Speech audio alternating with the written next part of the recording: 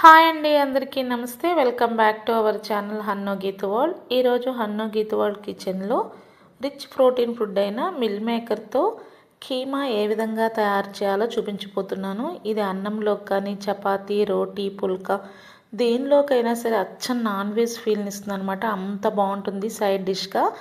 ఎప్పుడు నార్మల్గా mill మేకర్తో curries లాగా కాకుండా ఈ విధంగా ఒకసారి కీమా చేసి చూడండి. మటన్ కీమా అని తలదన్నే రుచితో చాలా బాగుంటుంది. అచ్చం మటన్ కీమా టేస్ట్తోనే ఉంటుంది నేను చెప్పిన విధానంలో కనుక చేసినట్లయితే. దీనిలో ప్రోటీన్ ఎక్కువగా ఉండటం వల్ల ఇది హెల్త్కి కూడా చాలా మంచిది. ఇలా డిఫరెంట్గా చేసి పిల్లలకి స్కూల్ బాక్సుల్లోకి మనం పెట్టినట్లయితే వాళ్ళు కూడా చాలా ఇష్టంగా తింటారు. మీరు కూడా ఒకసారి నేను చెప్పిన విధానంలో ట్రై చేయండి, మీకు ఖచ్చితంగా నచ్చుతుంది. మరి వీడియోలోకి వెళ్దామా? వీడియోలోకి వెళ్ళే ముందు మా ఛానల్ కనుక సబ్స్క్రైబ్ చేసుకోకపోతే ప్లీజ్ సబ్స్క్రైబ్ చేసుకొని చూడండి. అలాగే ఈ కీమా రెసిపీ మీకు నచ్చినట్లయితే లైక్ చేయడం మర్చిపోవద్దు.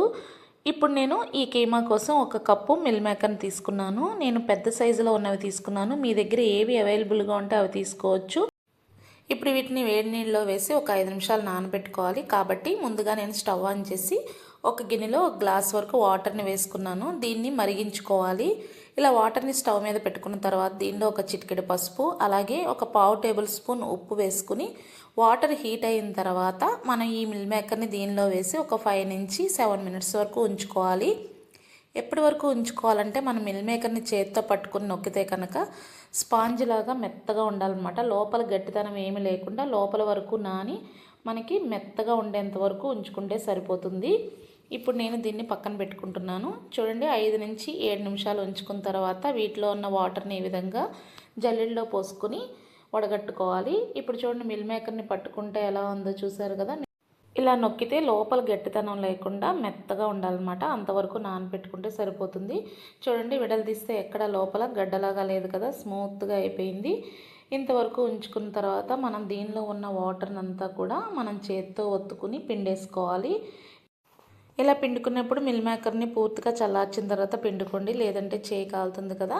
ఇలా చల్లారిన తర్వాత అన్నిటిని పిండుకున్న తర్వాత ఈ విధంగా వెజిటేబుల్ చాపర్ ఉంటే దానిలో వేసుకుని కీమా ఏ సైజులో అయితే ఉంటుందో ఆ సైజు వరకు దీన్ని చాప్ చేసుకోవాలి. ఒకవేళ మీకు ఈ చాపర్ అవైలబుల్గా లేకపోతే మిక్సీ జార్లో వేసుకుని దానిలో అయినా సరే కీమా సైజులో మనం మిక్సీ పట్టుకోవాలి. చూడండి, ఈ విధంగా ఈ సైజులో ఉంటే సరిపోతుంది కీమా సైజులో. ఇప్పుడు దీన్ని పక్కన గిన్నెలోకి తీసుకుని మిగతా మిల్ మేకర్ను కూడా దీనిలో వేసుకుని కీమా సైజులో దీన్ని కూడా చాప్ చేసుకుందాము.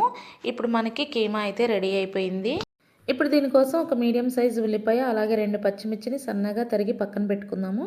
ఇప్పుడు స్టవ్ ఆన్ చేసి ఒక కళాయిని తీసుకుని సుమారు ఒక 50 గ్రామ్స్ వరకు ఆయిల్ని వేసుకుని వేడైన తర్వాత మనం కట్ చేసి పెట్టుకున్న ఉల్లిపాయ ముక్కలు అలాగే పచ్చిమిర్చిని కూడా వేసుకుని ఉల్లిపాయ తొందరగా మగ్గడం కోసం ఒక చిటికెడు ఉప్పును కూడా వేసుకుని దీన్ని మీడియం ఫ్లేమ్లో ఒక 5 నిమిషాలు మగ్గించుకుందాము. ఇలా ఉల్లిపాయలు సగం వరకు మగ్గిన తర్వాత దీనిలోనే ఒక టేబుల్ స్పూన్ వరకు అల్లం వెల్లుల్లి పేస్ట్ని కూడా వేసుకుని పచ్చివాసన పోయే వరకు వేయించుకోవాలి. ఇలా పచ్చివాసన పోయిన తర్వాత మనం రెడీ చేసి పెట్టుకున్న కీమా ముక్కల్ని దీనిలో వేసుకోవాలి. మటన్ కీమా లానే ఉంది. మటన్ కీమాని మనం ఉప్పు పసుపు వేసి ఉడకపెడితే ఎలా ఉంటుందో సేమ్ అలాగే ఉంది. ఇప్పుడు ఈ కీమానంతా కూడా మనం దీనిలో వేసుకుని లో ఫ్లేమ్లో ఒక 2 నిమిషాలు ఫ్రై చేసుకున్న తర్వాత చిటికెడు పసుపు, అలాగే ఒక టేబుల్ స్పూన్ వరకు కారం మీ టేస్ట్ని బట్టి వేసుకోండి. అలాగే రుచికి తగ్గ ఉప్పును కూడా వేసుకొని వాటర్ ఏమీ పోయకుండా ఒక 5 నిమిషాల పాటు దీనిలోనే మగ్గనిద్దాము. ఆల్రెడీ కీమాలో మన వాటర్ని పిండినా కానీ ఎంతో కొంత తేమ ఉంటుంది కాబట్టి ఆ తేమతోనే ఇది ఒక 5 నిమిషాలు ఫ్రై చేస్తే సరిపోతుంది. ఇలా వేయడం వల్ల ఉప్పు కారం అన్నీ చక్కగా పడతాయి అన్నమాట. ఇలా 5 నిమిషాలు కుక్ చేసుకున్న తర్వాత దీనిలో మనం సగం గ్లాస్ వరకు వాటర్ని వేసుకుందాము. ఎక్కువ వాటర్ అవసరం లేదు.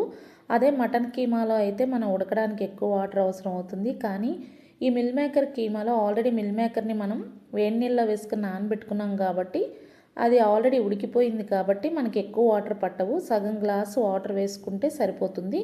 ఇప్పుడు వాటర్ వేసుకున్న తర్వాత అంతా ఒకసారి కలుపుకొని ఒక 5 నిమిషాలు మీడియం ఫ్లేమ్లో దీన్ని ఉడికించుకోవాలి. ఇలా 5 నిమిషాలు అయిన తర్వాత మనం ఒకసారి గరిటతో అంతా కలుపుకొని దీనిలోనే ఒక పావు టేబుల్ స్పూన్ వరకు గరం మసాలాని కూడా వేసుకుందాము. అలాగే ఒక టేబుల్ స్పూన్ ధనియాల పౌడర్ వేసుకుందాము. మీరు కావాలంటే కొత్తిమీరను కూడా యాడ్ చేసుకోవచ్చు. నా దగ్గర కొత్తిమీర అవైలబుల్గా లేదు కాబట్టి ధనియాల పౌడర్ని వేసుకున్నాను. ఇలా వేసుకున్న తర్వాత 2 నిమిషాలు ఫ్రై చేసుకున్న తర్వాత కొద్దిగా కసూరి మేతిని తీసుకుని చక్కగా నలుపుకొని దీనిలో వేసుకోండి. ఇలా కసూరి మేతి వేయడం వల్ల ఈ కీమాకి మంచి టేస్ట్ వస్తుందన్నమాట. ఇలా కసూరి మేతిని వేసిన తర్వాత ఇంకొక నిమిషం పాటు వేయించుకుని అడుగున వాటర్ లేవు అనుకున్నప్పుడు మనం స్టవ్ ఆఫ్ చేసేసుకోవాలి. వాటర్ అసలు ఏమీ ఉండకూడదు. వాటర్ కనుక ఉన్నాయంటే తినేటప్పుడు నీరు నీరుగా ఉంటుంది కాబట్టి మొత్తం వాటర్ అంతా కూడా ఇంకిపోయే వరకు దీన్ని ఫ్రై చేసుకోవాలి. అలాగే ఫైనల్గా 1 టేబుల్ స్పూన్ వరకు నెయ్యిని కూడా యాడ్ చేసుకోవాలి.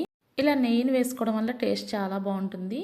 ఇప్పుడు దీన్ని వేరే బౌల్లోకి ట్రాన్స్ఫర్ చేసుకుని వేడి అన్నంలో కానీ చపాతీలో కానీ పుల్కా దేనిలోకైనా సరే సూపర్గా ఉంటుంది.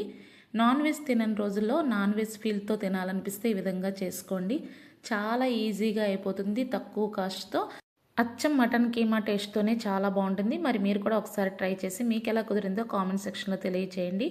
ఈ రెసిపీ కనుక మీకు నచ్చినట్లయితే ప్లీజ్ లైక్ చేసి షేర్ చేసి మా ఛానల్ని సబ్స్క్రైబ్ చేసుకోండి. Thank you for watching.